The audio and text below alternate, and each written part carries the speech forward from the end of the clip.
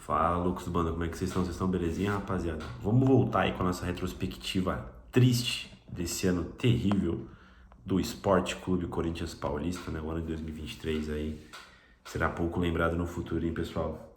Mas eu faço isso aqui para que chegue um dia, chegue um ano aí vencedor de novo do Coringão e a gente possa celebrar todos os minutos do segundo da retrospectiva, né? Vamos embora.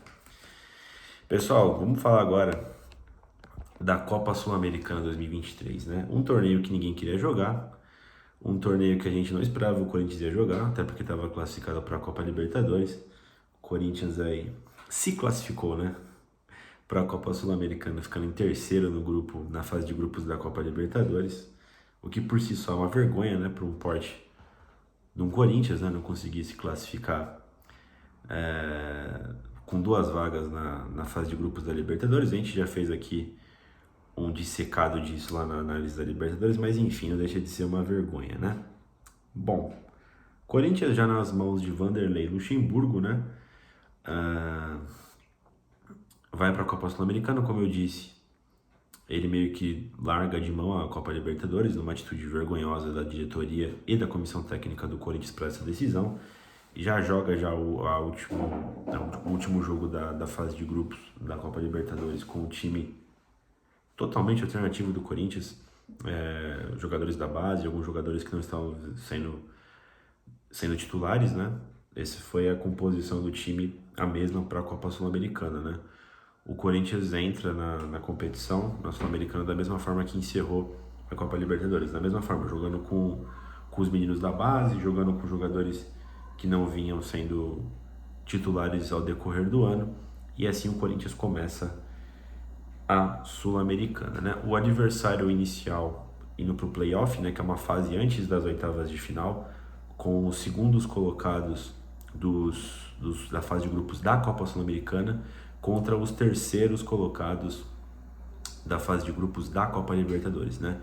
Todo mundo com vantagem de quem veio da Sul-Americana, né? Então, ou seja, o Corinthians jogaria todas as fases com a decisão fora de casa, porque veio da Copa Libertadores. A não ser que pegasse também outro time que veio da Copa Libertadores, eu acho que veria por questão de campanha na Copa Sul-Americana, né? O que não aconteceu, o Corinthians só pegou equipes vindouras, né, da fase de grupos da Copa Sul-Americana, e o primeiro adversário foi o Universitário do Peru, né? Eu estava nesse jogo na Neoquímica Arena, o Corinthians vence com 1-0, gol de Felipe Augusto, né? Um jogo muito ruim do Corinthians, né? Embora com os jogadores da base com muita vontade, o time só conseguiu criar alguma coisa quando o Renato Augusto entra na etapa final do jogo, faz uma grande jogada, o Felipe conclui e leva vantagem para o Peru, né? De 1-0. O preparador físico, se eu não me engano, do Universitário, ele foi preso em São Paulo, né, por racismo na Neoquímica Arena, e o jogo de volta lá no Peru ganhou, né, um clima de tenso, né, um clima de guerra, a torcida peruana muito puta com o Corinthians e com o futebol brasileiro, né, e o estádio gigantesco lá do Universitário cabe 80 mil, se eu não me engano é o estádio que foi a final da Libertadores de 19 entre Flamengo e River Plate, lá que o Gabigol fez aqueles 2 gols, né, um estádio muito grande de tamanho, né. Um jogo horrível também no Peru, um jogo muito ruim, a equipe do Universitário fraca, né? As equipes da Copa Sul-Americana são muito ruins, né? Principalmente as vindouras ali da fase de grupos, né? Você tem uma equipe ou outra ali que tá ali porque caiu ali, mas em geral, por grande parte das equipes são quase amadoras, né? Inclusive essa do Universitário, né? O Corinthians faz um gol com o Maicon já no segundo tempo. O Universitário empata, se não me engano, e no finalzinho o Rian, menino da base, faz 2-1. É aquele gol que ele tirou a camisa e mostrou pra torcida do Peru. O jogo teve que ser interrompido, né? Começaram a atacar uns bagulho no campo lá, o Corinthians ameaçou deixar o gramado. Esse menino Rian foi malucão. Eu gostei, foi da hora, representou a Fiel. Depois o jogo ainda voltou, né? O Universitário faz um gol ainda, mas acabou 2-1, o Corinthians sai classificado do Peru, né? Foi legal essa história aí do Corinthians aí contra o Universitário, embora o jogo não valesse grande coisa, ganhou tons de dramaticidade, né? E eu acho que para os meninos da base ali do Corinthians esse jogo serviu de algo, foi um jogo grande, tá ligado? Foi um jogo ali que moldou o caráter, né? Um jogo extrato de competição sul-americana, né? E aí nas oitavas de final o Corinthians ia pegar a equipe do News Old Boys, né? Que foi muito bem na fase de grupos, destruiu a equipe do Santos, né? O que depois se provou que não foi um feito tão grande, né? Porque o Santos foi rebaixado, né? Era uma equipe ruim também, mas vinha aí o News Old Boys, né? O Corinthians vence em casa de virada por 2-1, gol de Wesley e Yuri Alberto. Esse jogo aqui o Corinthians já começa a usar um pouco mais de titulares, tá ligado? Até porque saiu uma parte de jogadores, né, nesse meio tempo do Corinthians, né? O Adson vazou, o Roger Guedes vazou, foram vendidos, né? O próprio Murilo também não termina a temporada. Não sei se. Acho que eles estão aqui ainda, eles jogam esse jogo aqui ainda. Mas aqui já começa o Corinthians a dar um pouco mais de prioridade para a Copa Sul-Americana, né? E também era um confronto antes de pegar o São Paulo, se eu não me engano, na Copa do Brasil, né? Então o Corinthians era importante ter opções, né? Para jogar a Copa Sul-Americana. Eu não lembro agora se o Corinthians ele é eliminado no meio disso tudo ou se ele se classifica antes de pegar o São Paulo. Eu acho que se classifica, eu não me lembro agora o certo. Mas a verdade é que o Corinthians ganha de virada na Neoquímica Arena por 2-1, leva vantagem para a Argentina. Outra guerra lá também, né? Os torcedores do News Old Boys entraram numa mini confusão com os torcedores do Corinthians, né? Uma guerra se decretou, tiraram pedra lá, confusão grande fora do estádio, né? Para quem não viu, eu recomendo ver os vídeos das confusões fora do estádio. Foi bastante tenso a partida lá contra o News Old Boys, né? O Corinthians não jogou nada como sempre, né? Sempre partidas vagabundas, enfadonhas, né? Fora de casa, não foi diferente.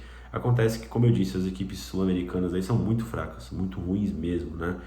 E o Corinthians conseguiu escapar lá da Argentina com 0-0 e classificado para as quartas de finais da Sul-Americana, né? Quando chega nas quartas de finais da Sul-Americana, pessoal, o Corinthians ele já foi eliminado da Copa do Brasil. Então o foco total vira a Copa Sul-Americana para tentar de alguma forma jogar a próxima Copa Libertadores, né? Já que no Brasileirão a gente estava fazendo uma campanha e fez uma campanha vagabunda, né? Patife, né? Nesse Brasileirão, né? E o Corinthians consegue vencer a equipe do Estudiantes por 1-0, um gol do Gil, numa cobrança de escanteio batida muito bem pelo Matias Rojas, logo no comecinho. O Estudiantes ele ainda dá um perigo no Corinthians. O Estudiantes faz um bom jogo na Neoquímica Arena. Eu também fui nessa partida, né? Fui também contra o News, né? As partidas do Sul-Americano eu só não fui contra o Fortaleza. E o Corinthians ficou um lance marcado, que foi um gol que o Gustavo Silva perde no finalzinho do jogo, que era para levar um 2-0 para a Argentina, né? Seria bastante interessante. Gustavo Silva, que tinha acabado de voltar de lesão, né? Uma grave lesão no joelho desde o ano passado. Tinha estreado uma partida antes, né? Contra o Cruzeiro, pelo Campeonato Brasileiro, e ele perde esse gol contra os Estudiantes. Mas bom, o Corinthians levou uma vantagem, né? Tinha que levar algum tipo de vantagem para a Argentina e levou, né? Levou 1-0 para jogar contra os Estudiantes lá em La Plata, né? E aí, rapaziada? O Corinthians já tinha feito uma partida ruim contra o News Old Boys fora de casa, tinha feito uma partida ruim contra o Universitário fora de casa, e mesmo assim tinha vencido um e empatado o outro, né? Pelo nível dos times, né? Fez partida lamentável contra o América fora de casa na Copa do Brasil, partida lamentável contra o Remo fora de casa, partida lamentável contra o Atlético Mineiro fora de casa, e tinha feito uma partida terrível contra o São Paulo fora de casa na Copa do Brasil, né? Nas partidas de mata-mata o Corinthians terrivelmente mal. Mas até então a gente não tinha visto a pior partida do Corinthians fora de casa, que foi essa contra o Estudiantes lá na Argentina. Cara, eu não sei se vocês lembram, o Corinthians ele fez uma partida similar a essa contra o Santos na semifinal do Paulista de 2019. O Corinthians leva o 2-1 da Neoquímica Arena e no Pacaembu o Corinthians é massacrado pelo Santos de São Paulo naquela época e perde apenas por 1-0, a gente passa nos pênaltis. Cara, até hoje eu não sei explicar como é que o Santos não passou naquele jogo. O Santos merecia ter feito uns 2-3-0. O Corinthians não fez nada o jogo todo e foi salvo pelo Cássio, né? O Cássio fez uma grande partida naquele dia e fez uma grande partida contra o Estudiantes em La Plata. O Estudiantes faz um gol com uns 1 minuto de jogo, já abre o placar. E, cara, o Estudiantes, ele manda umas 20 bolas na trave. Foram 4, se eu não me engano, ou 5 no tempo normal, mais uma na cobrança de pênalti, né? Mas foi inacreditável. Foi inacreditável o que a gente estava vendo ali. O quão frouxo foi o time de Vanderlei Luxemburgo, né? E o quão foi massacrado pelos Estudiantes, que era um bom time, pessoal. Era realmente um bom time. Eu acho que melhor que o Corinthians mesmo. Mas assim, assim como do São Paulo também, o que fica claro, a partida contra o São Paulo, né? O que fica claro foi a falta de competitividade ao todo do Corinthians no ano, né? A equipe mal montada, mal treinada, muitas mudanças de forma de treinamento. O Corinthians ele chega, sei lá, em setembro de 2023, a gente não sabe qual é a equipe titular e assim, você não tem confiança nenhuma no time porque é totalmente aberto, totalmente exposto, né? Além de ser um time envelhecido, além de ser um time que em tese joga com a bola, mas está sempre sem a bola e tem muita dificuldade na marcação. Essa partida contra os Estudiantes foi algo inacreditável. A gente, milagrosamente, pelas salvadas do Cássio, pela trave amiga também, vai para os pênaltis e o Gigante pega um pênalti ou dois, se não me engano, e se classifica por 3-2, né? O Fábio Santos, o Fausto e o Matias Rojas convertem suas penalidades e a gente volta para São Paulo classificado para as semifinais da Copa Sul-Americana. Doideira.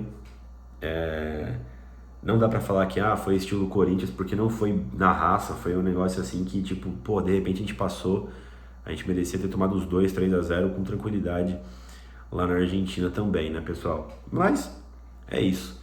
Jogo de mata-mata, confrontos de mata-mata nos permitem esse tipo de coisa, né? E vamos jogar as semifinais da Copa Sul-Americana. E assim, pessoal, aconteceu um fenômeno que nunca tinha acontecido comigo como corintiano até então, né? Semifinal de competição, né, contra o Fortaleza.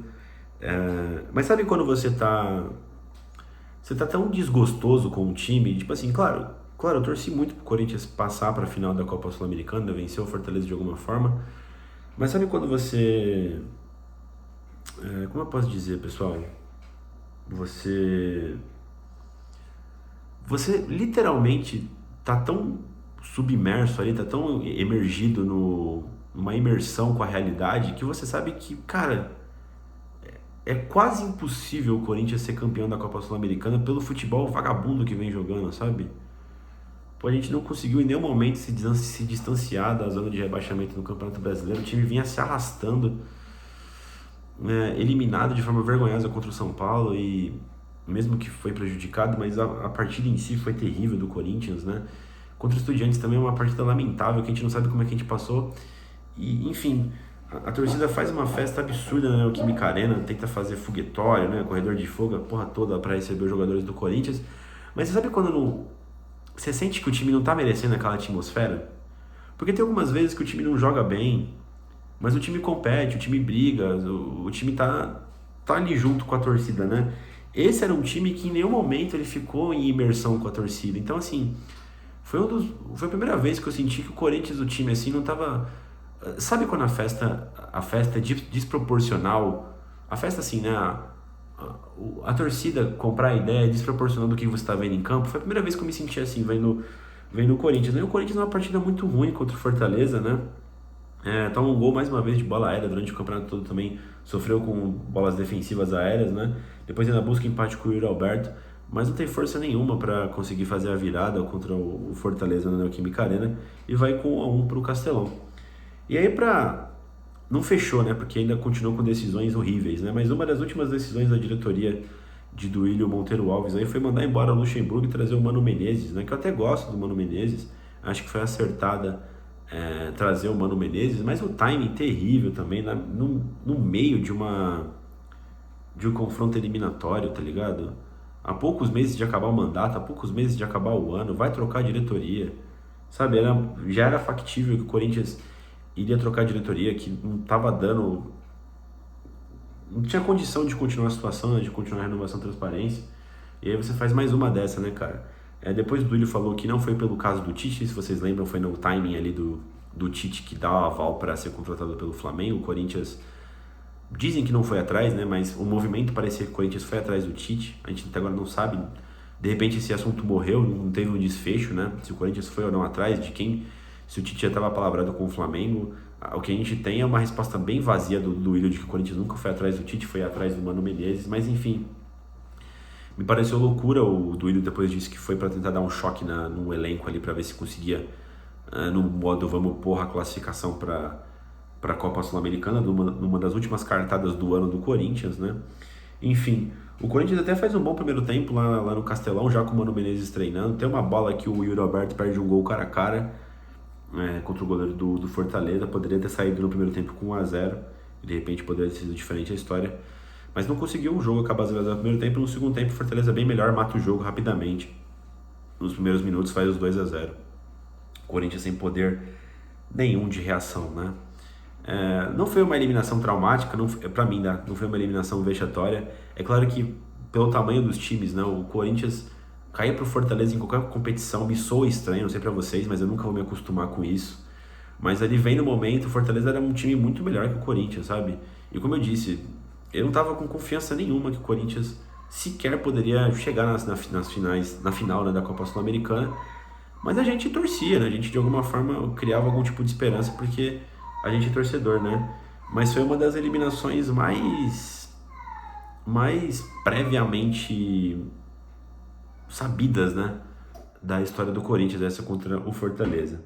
E é isso, pessoal. A gente acabou aqui todas as análises mais detalhadas aí, friamente analisadas do ano do Corinthians em competições mata-mata. Agora sobrou o Brasileirão, a gente vai fazer uma análise aí no próximo vídeo do Brasileirão horrível do Corinthians, né? Mas é isso, pessoal. Mais um capítulo triste desse ano de 2023, mais uma eliminação, mais uma retrospectiva aí. Espero que vocês deixem um like, curtam, enfim, né? Se inscrevam no canal e vai Corinthians!